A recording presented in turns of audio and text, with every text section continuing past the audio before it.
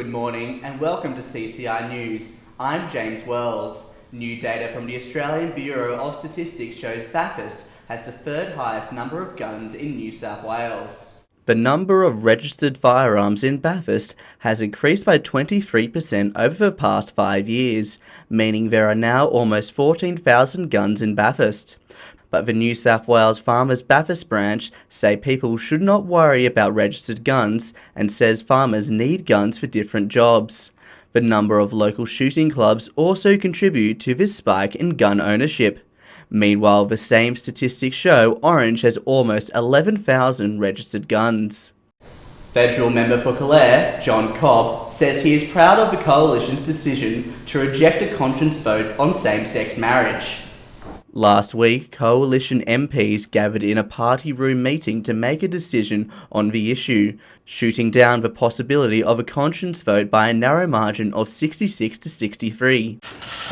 Roughly 60 backbenchers spoke, roughly 30 front benches spoke, and I have to say there was strong support for the existing position, strong support for the position that the Coalition has held since 2004, that marriage is between a man and a woman. Federal Labor candidate for Calare, Jess Jennings, says John Cobb is out of touch with the electorate. I think his community engagement is quite limited, and probably suffice to quote Shadow Treasurer Chris Bowen's depiction of him as his performance has been distinctly ordinary.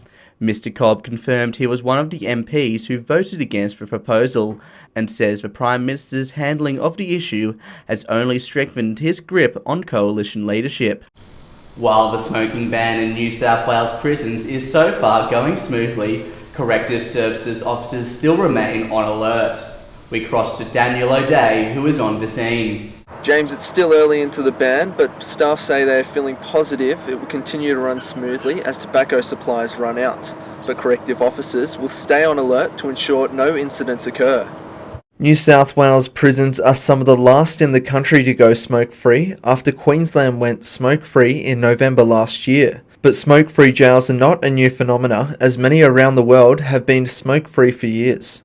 One of the main concerns driving this ban is that around 80% of people inside prisons take up smoking, compared to only 15% of people outside them. Back to you, James. Thank you, Daniel. The path has been cleared for Mount Panorama's second racetrack as a local orchardist has sold his property to council. Lee Rayner will pack up in a few weeks and leave the farm his family have owned for 3 generations. His 80-acre parcel of land, Appleton Orchard, was Bathurst Regional Council's missing link in its plan to build a second motorsport track. The council buyout has been 3 years in the making and is rumoured to be worth $4.5 million. After much consideration, Mr Rayner says he is now looking forward to a new life on a 100-acre property he has purchased just outside of Bathurst. A development application for a new quarry to be built at Napoleon Reef near Bathurst has received considerable opposition from the public and Aboriginal elders. More than 70 submissions were received against the DA, which would see up to 30,000 cubic metres of sand and gravel extracted from the site. In a recent council discussion forum, residents voiced their concerns about the new quarry, with noise, traffic, impacts on tourism, dust, zoning and visual impacts just some of the issues raised. Wiradjuri elders say the DA's assessment of Aboriginal sites is inadequate, as it is a historic ground for the creation of Aboriginal knives or implements, and that the proposed area contains sacred trees.